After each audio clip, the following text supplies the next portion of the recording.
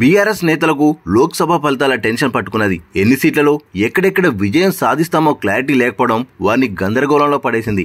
Exit poll చూసి ఆందోళన చెందుతున్న త్రిముఖ పోరులో తమదే విజయమని బీఆర్ఎస్ నేతలు పైకి ధీమా వ్యక్తం చేస్తున్నారు. ఈ నేపథ్యంలో అధినేత కేసీఆర్ నియోజకవర్గాల ముఖ్య నేతలకు ఫోన్ చేసినట్టు తెలిసింది. కౌంటింగ్ పూర్తయ్యే వరకు పోలింగ్ కేంద్రాల్లోనే ఏజెంట్లు ఉండేలా చర్యలు తీసుకోవాలని ఆదేశించినట్టు సమాచారం. బీఆర్ఎస్ థర్డ్ ప్లేస్ కే పరిమితమవుతుందని ఎగ్జిట్ పోల్స్ లో పలు సర్వే సంస్థలు అంచనా వేశాయి.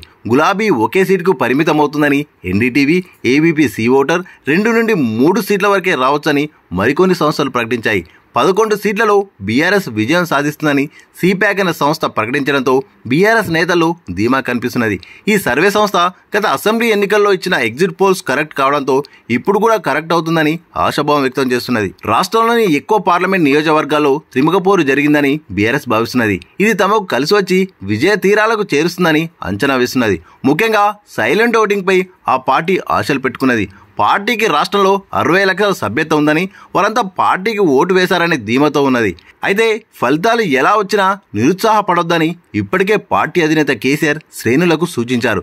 పరిస్థితులను బట్టి జయాపజయాలుంటాయని, మన ప్రయాణాన్ని కొనసాగిస్తూ ఉండాలని చెప్పారు. అయితే తక్కువ సీట్లు వస్తాయని ముందుగానే గ్రహించి కేసీఆర్ ఈ వ్యాఖ్యలు చేశారా అనేది పార్టీలో చర్చనీయాంశంగా మారింది. ఇక పార్లమెంట్ సెగ్మెంట్ల వారీగా గులాబీ నేతలతో పార్టీ అధినేత కేసీఆర్ ఫోన్ ద్వారా మాట్లాడినట్టు తెలిసింది.